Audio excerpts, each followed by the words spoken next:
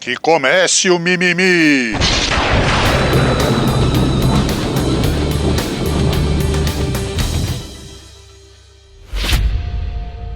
Bom, você acabou de ver aqui no título desse Top 10 alguma coisa especial, que a gente vai falar de um assunto meio delicado hoje, né? Não adianta você ser fã de alguma coisa e não ter a capacidade de admitir que mesmo as coisas que você gosta muito têm os seus maus momentos, né? Isso acontece em qualquer coisa, né? Eu sou fã de diversas séries de TV, eu sei que tem coisas ruins no meio das coisas boas, né? Eu sou fã de diversos tipos de música e também sei que aqueles grupos que eu gosto também fazem algumas bobagens de vez em quando. Então vamos admitir, às vezes isso acontece mesmo.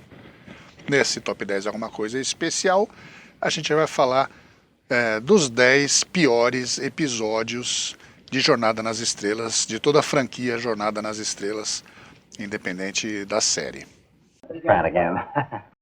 Antes de mais nada, eu quero deixar ressaltado aqui que isso é um gosto pessoal meu, né? Como é que eu fiz para escolher isso aí? É fácil achar na internet diversas listas com os melhores e com os piores de qualquer coisa. E os episódios de Jornada nas Estrelas não são exceção. A gente consegue achar listas lá com os piores episódios que essas pessoas imaginam que sejam, né?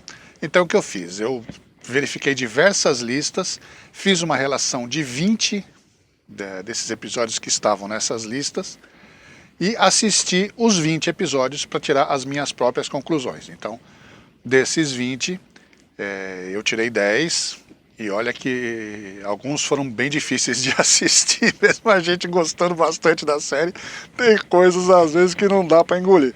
Mas tudo bem, assisti tudo só para poder elaborar essa lista aqui para vocês. Algumas coisas são diferentes nesse top 10, por isso que ele é especial. Primeiro que eu acho injusto numerar, colocar o 10º, 9º, 8º, que nem a gente sempre faz. Então, os 10 episódios que eu vou mostrar aqui não vão ter números, eles não estão em qualquer ordem. Vou colocar numa ordem X, independente disso, né? Não vai ter nada de o pior de todos ou o menos ruim de todos, não tem isso, né? Esses que eu vou mencionar aqui são ruins mesmo, independente de que a gente faça, não tem jeito, tá bom? Outra coisa diferente nesse programa é que a minha menção honrosa vai ficar para o final. Geralmente eu coloco entre o número 2 e o número 1, coloco uma menção honrosa ali. Dessa vez eu vou mencionar os 10 episódios e vou deixar a menção honrosa por último, né? Porque como não tem ordem nenhuma, né, a gente termina com a menção e pronto. Beleza? Então vamos encarar essa aí comigo, gente? Vamos lá, vai, força, força que agora vai. Não é fácil, mas a gente encara.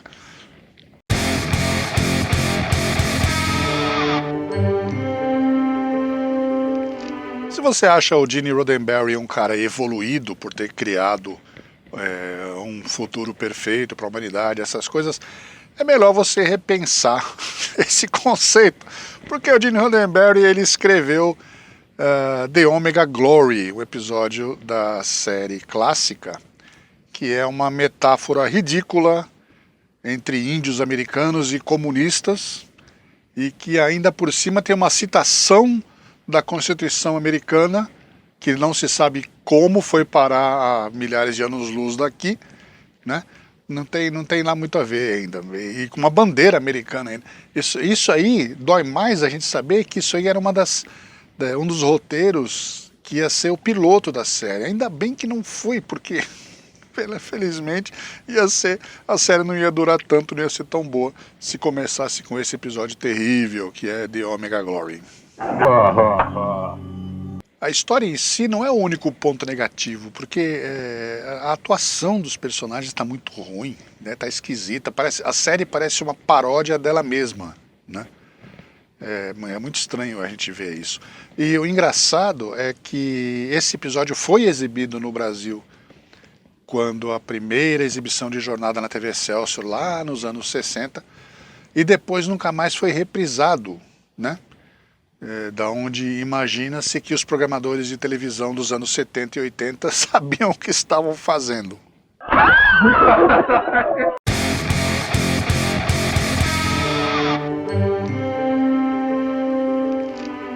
Uma das razões que faz um episódio ser ruim na sua série, né, é o fato de ele destoar completamente da premissa que a gente está acostumado para a série, tanto no enredo quanto nos personagens.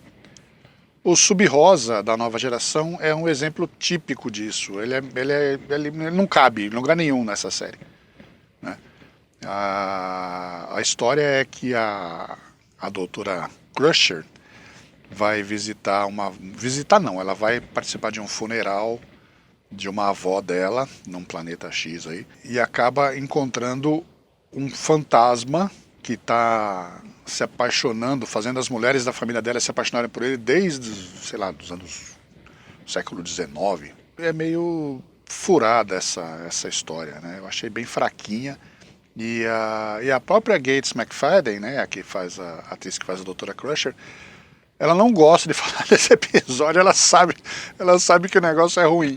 Ela não curte, falou que esse episódio ela não gosta.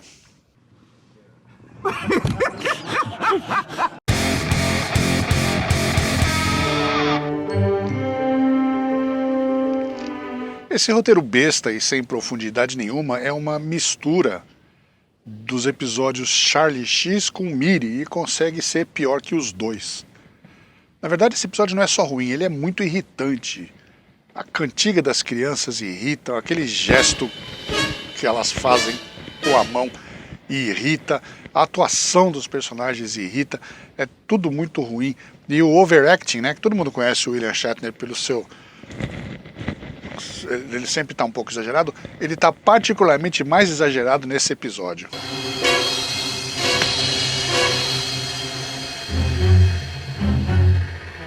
O episódio é tão ruim que dá vontade até de ver só pra falar mal.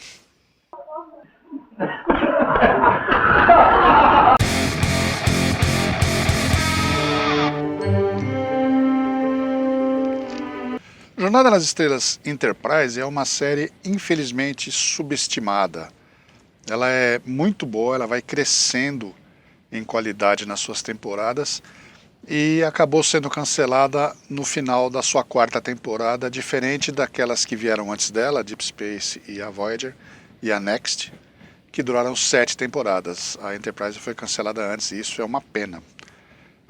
Particularmente a última temporada é uma das melhores coisas que a gente pode assistir, né, no universo de Jornada nas Estrelas, na franquia toda. Eu digo a quarta temporada é ótima, mas com exceção do último episódio. O episódio que encerra a série, infelizmente, é muito fraco. Dá a impressão que a série não ia ser cancelada, eles iam continuar, aí resolveram cancelar de última hora, então fizeram um episódio só para encerrar tudo que estava acontecendo ali.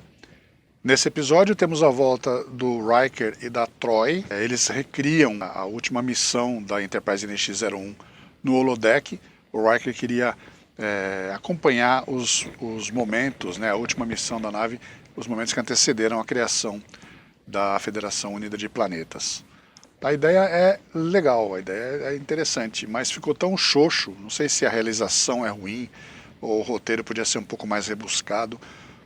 Infelizmente o episódio ficou fraco e encerra de um jeito bem baixo, o que podia ser uma série bem mais legal.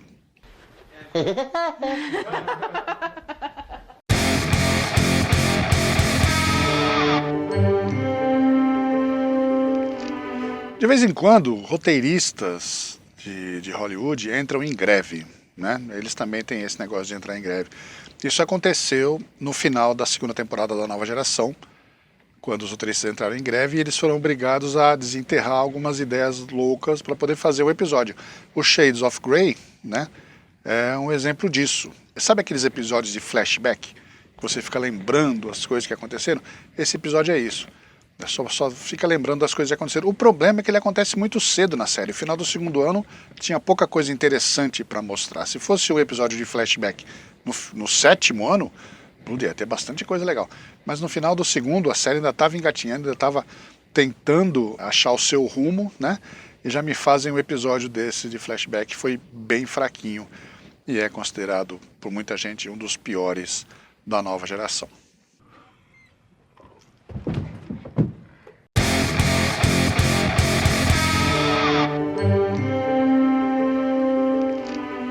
O episódio Cérebro de Spock, da série clássica, da série original, consta em qualquer lista dos piores episódios da série, tanto de veículos de análise, quanto dos próprios fãs. As pessoas não gostam desse episódio, e ele realmente é bem fraquinho, assim.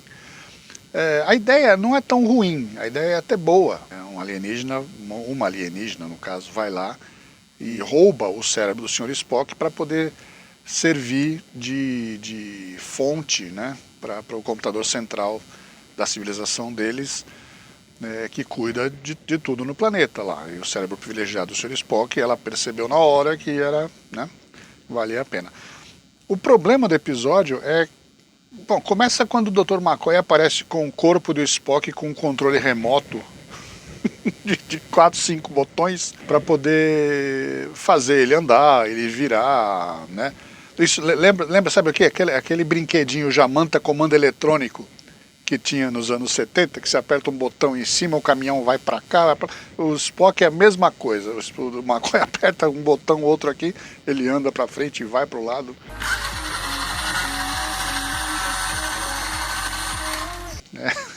Ficou engraçado, mas vai piorando o episódio depois, né? Porque quando eles conseguem recuperar o cérebro, eles ligam o McCoy acaba perdendo a capacidade de reconectar as sinapses ali, né? Porque ele tinha aprendido isso por conta de um artifício alienígena lá, vai perdendo isso, e aí o Spock, já falando, né, já consegue falar para o doutor o que é para fazer, né? O que ele deve ligar. É ruim.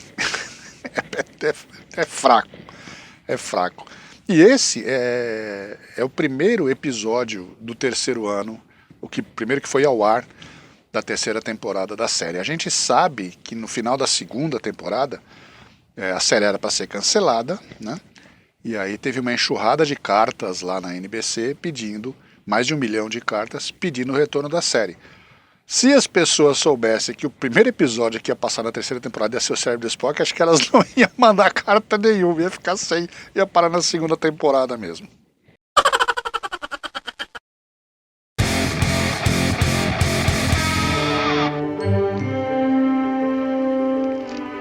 Threshold é um caso raro, ele é um episódio que é dividido exatamente no meio. A primeira metade é até bastante interessante, é um bom conto de ficção científica. O Tenente Paris tenta quebrar a barreira de dobra 10 com umas modificações que ele fez, né, na nave. Depois disso, a partir da metade do episódio, a coisa começa a degringolar feio ali.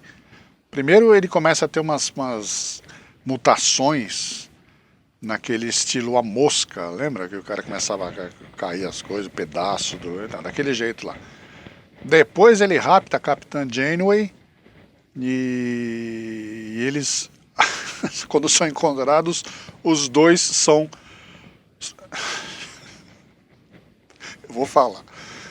Os dois são salamandras, né? Porque essas salamandras, teoricamente, são a evolução do ser humano daqui a milhões de anos. Como as coisas evoluíram rápido para eles são salamandras e tem até uns filhotinhos. Tem uns filhotinhos, que bonitinho.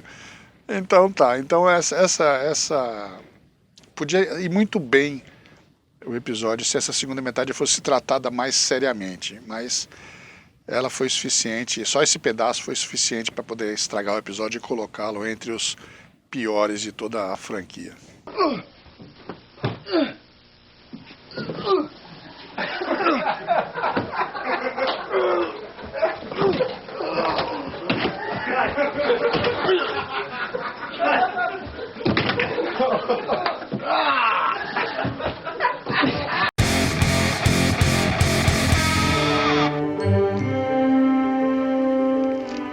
Esse episódio é o último episódio da série clássica, episódio número 79, e eu acredito que ele tenha sido uma boa razão para a série não ter uma quarta temporada. Lembra aqueles desenhos do Pica-Pau da Pernalonga que o cientista maluco coloca um aparelho na cabeça de dois seres e troca as personalidades? Então, esse episódio é isso. É ruim, a história é besta, né? E se eu falei mal do overacting do William Shatner, esse episódio ele também capricha bastante. A hora que ele senta na cadeira, a hora que, nossa, gente, a hora que ele quer condenar o pessoal por motim. É muito engraçado, é muito engraçado. Eles devem ter se divertido muito fazendo esse episódio, porque além dele ser ruim, ele é muito exagerado.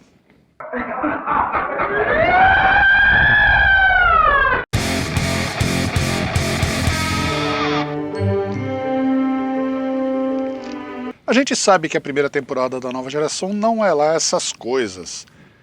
Mas se dependesse deste episódio, que é um dos primeiros da série, Jornada nas Estrelas da Nova Geração não teria chegado tão longe. Esse episódio é muito ruim, é muito fraco, o enredo é besta, previsível, e o ponto alto do episódio, que é a luta da Tasha Yar, parece briga de duas crianças no playground do Jardim da Infância. É um negócio muito mal feito. A gente tem que desconsiderar umas falhas aí, porque a série ainda estava no começo. Mas acho que dava para dar uma caprichada um pouco mais se eles quisessem ou esperavam que a série fosse um sucesso. Esse episódio, infelizmente, acaba com a imagem da série.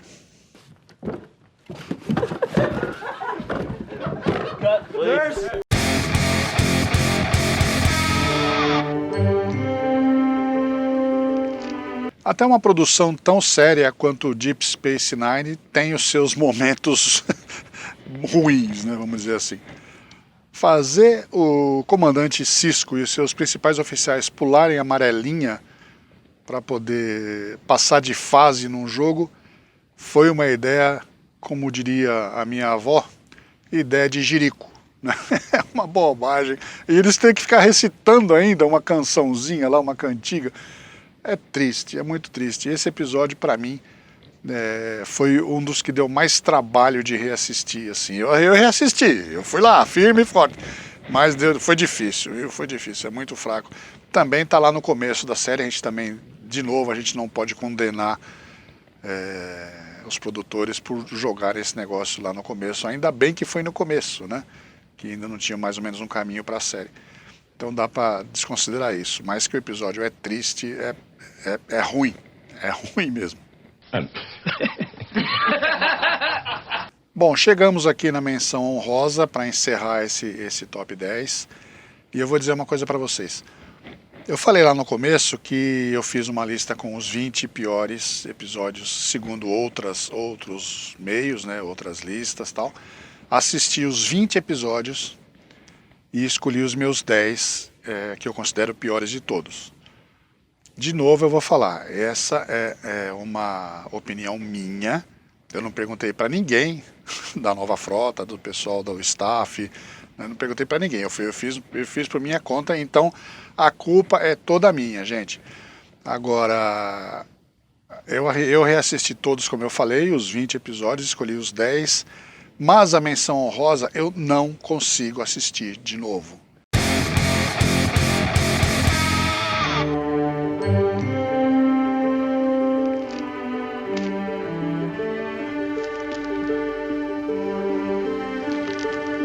A menção honrosa é a série toda Discovery e a série toda Picard. Infelizmente, essas duas séries que tinham tudo para trazer o espírito de Jornada nas Estrelas de novo para a televisão, fizeram bobagem. As séries são muito ruins, começando com Discovery. Discovery as pessoas têm, os roteiristas têm preguiça de escrever, porque eles fazem situações bestas, com resoluções piores ainda, e não tem aquela rebuscada que geralmente tem num roteiro de Star Trek. Em todas as outras séries tem isso. Discovery não tem, é besta, é ruim, não tem cabimento a série, é chata, né? E fora aquela personagem que fica chorando o tempo todo, que isso me irrita profundamente. Mas tudo bem, é a opinião de cada um, vamos lá. Quando o Patrick Stewart anunciou que voltaria a Picard, né, o Capitão Picard voltaria ativo, todo mundo, sem exceção, todo mundo ficou animado, porque o Capitão Picard é um ícone, ele é uma lenda. Todo mundo sabe a trajetória, todo mundo sabe o que ele fez. Então falou, bacana, agora a série vai ser boa. Aí me aparecem com essa série Picard que dá pena. Dá pena, desculpa, gente, dá pena essa série. Aquele episódio que ele se disfarça nossa senhora. Coitado do Patrick Stewart, um ator shakespeariano de categoria fazendo uma bobagem dessa. Eu sinto muito. A gente espera, sinceramente, que nas próximas... A gente sempre espera, né? Discovery a gente está esperando que melhore. Quando mandar a nave para 1000 anos no futuro, falou, beleza, agora não precisa, a gente não precisa mais se preocupar com as bobagens que eles fazem, né? Porque tudo que fizer não precisa estar ligado a nada, não precisa respeitar nada, já que eles não respeitam mesmo, né? Então deixa lá. Eles conseguiram estragar uma ideia sensacional de colocar a nave 1000 anos no futuro. Estragaram, ficou ruim, ficou uma bobagem sem tamanho. Então a gente espera de novo agora. Vamos esperar que a 4ª temporada de Discovery e que a 2ª temporada de Picard, ainda mais agora com a volta do Q, vamos esperar que melhore alguma coisa. Mas eu sinceramente acho que eu tenho as minhas dúvidas, tá? Porque os roteiristas continuam os mesmos e aquele showrunner, que dá vontade de esganar ele, o tal do Alex Kurtzman, esses caras não gostam de Star Trek. Eles não entendem nada de jornada. Eles não sabem escrever nada do que foi a série nesses 55 anos até agora. Eles não entendem isso, não entendem esse espírito. E eu ainda vou um pouco mais além.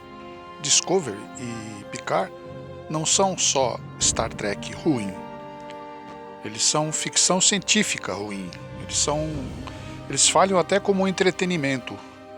Não é que os roteiristas não saibam escrever Jornada nas Estrelas, os roteiristas não sabem escrever ficção científica, eles fazem dramas e comédias e qualquer outra coisa menos ficção científica. Por isso a nossa menção honrosa vai para essas duas séries inteiras, não se salva nada de Picard e de Discovery, nada. Tô bravo? Tô não. Eu vou continuar vendo todas as outras coisas, mas eu não consigo reassistir Discovery e Picard.